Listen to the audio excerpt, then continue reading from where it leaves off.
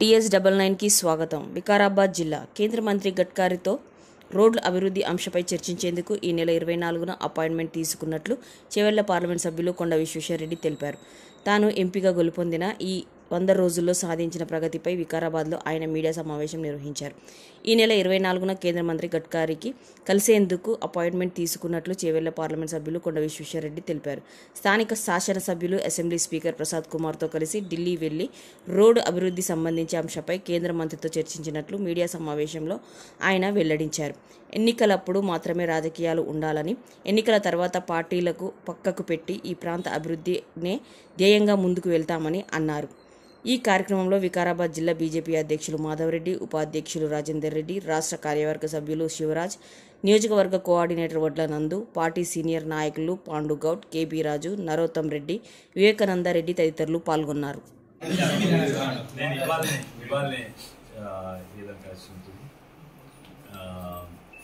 National forest academy నుంచి ఉండే ఇవాళ కొద్దిగా తెలిసింది. దామగుండంలో అది దేశానికి, ఈవెన్ ప్రాంతానికి, ఈవెన్ అడవికి కూడా చాలా మంచిది. దాన్ని ఎవరు వ్యతిరేకిస్తున్నారంటే దాంట్లో మొట్టమొదటి వాళ్ళు చెప్పింది ఏంటంటే దామగుండం ఎన్నో చెట్లు ఉన్నాయి, 12 లక్షల చెట్లు పోతున్నాయి. వాళ్ళు ఎక్కడి నుంచి వచ్చింది ఆ డాక్యుమెంట్? నాకు రాలేదు ఆ చెప్తానే. ఇంకోటి ఏంటంటే దామగుండము అది చెట్లు తీస్తే పర్యావరణ నష్టము, మన మూసి ఖతరా. వాళ్ళకి తెలియదు, వాళ్ళకి సోయలేదు. దామగుండంలో పడే ఒక్క సుక్క కూడా మూసిపోదు, అది కాగ్నాపోతుంది ఉల్టా. వాళ్ళ సైంటిఫిక్ మతి అంటున్నది. దాంట్లో ఎన్నో కారణాల వల్ల ఎంతో మంది వ్యతిరేకిస్తుండ్రు. కొంతమంది రియల్ ఎస్టేట్ వాళ్ళు, కొంతమంది చుట్టుపక్కల ఉన్న వాళ్ళు. నాకు తెలుసు, నేను దామగుండం మధ్య నుంచి రోడ్ వేసింది, నేను దాన్ని వ్యతిరేకించాలి. దామగుండం మధ్య నుంచి డాంబర్ రోడ్ వేసింది, మీకు యాదకుందో లేదు. దానివల్ల ఇంతకుముందు చెట్లు కొట్టుకోవస్తుంది, ఇప్పుడు ట్రాక్టర్ వల్ల, ట్రైలర్ వల్ల రోడ్ మీద పోయి చెట్లు కొట్టి నింపుకోవస్తుంది. నాకు తెలుసు ఎన్నో ప్రాంతాలలో ఇప్పుడు నేవీ రడార్ అయితే చుట్టూ కాంపౌండ్ వాల్ అవుతుంది, లోపల బర్లు గొడ్లు పోలేవు, చెట్లు కొట్టలేరు. అన్నిట్లో ఎక్కువ ప్రొటెక్షన్ అవుతారంటే నేవీ తీసుకుంటేనే ఉన్న దానికంటే ఎక్కువ ప్రొటెక్షన్ అవుతుంది. దాంట్లో అవును కొన్ని పోతాయి, దాని టోటల్ ఫుట్ ప్రింట్ అంటే దానికి ఏం కడతారు, యాంటీనాలు కడతారు. ఒక్కటి కాదు, ఎన్నో 20-30 సన్నగా పడుకుంటాయి. అంటే గిత్తే భూమి ఇంతే పోతుంది. కానీ దానికి సపోర్ట్ ఫెసిలిటీస్, ఆఫీసెస్ వాళ్ళు ఉంటుంది, క్వార్టర్స్ కడతారు. మొత్తము 1000 ఎకరాలు ఉంటే దాంట్లో పోయేది 5% కంటే తక్కువ పోతుంది భూమి, దాని ఫుట్ ప్రింట్. చెట్లు పోతాయి, ఎన్ని పోతాయి నాకు తెలియదు. కానీ ఇవన్నీ ఒక చట్టం ఉందని కాంపెన్సేట్ వీటి కొన్ని యాడ్ చేస్తుంటాను. అయితే అందరి దగ్గర తీసుకున్నా ఇవన్నీ. ఇలా కొన్ని స్పీకర్ గారు కూడా ఇవే ఇచ్చింది నాకు. అయితే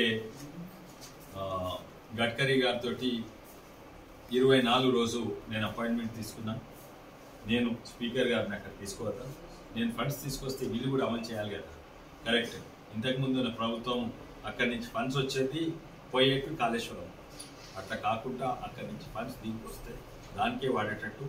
అదే కాక రాష్ట్ర ప్రభుత్వం వాటి ఏమన్నా ఉంటే అది కూడా తొందరగా వాళ్ళు తీసుకొచ్చినట్టు మేము చూస్తాము. అందుకే స్పీకర్ గారు కూడా గడ్కరీ గారికి అపాయింట్మెంట్ తీసుకున్నా. 24 ఇచ్చిండ్రు, అక్కడ పోతున్నాము. ఇవి ఆ రోడ్లు, దీన్ని కొన్ని యాడ్ చేస్తుండొచ్చు. మాధవరెడ్డి గారు, మా నాయకులు కొంతమంది ఇవి యాడ్ చేస్తుండొచ్చు. ఇవేమో ఇప్పటి వరకు రైల్వేస్లో ఎన్నో ఉన్నాయి.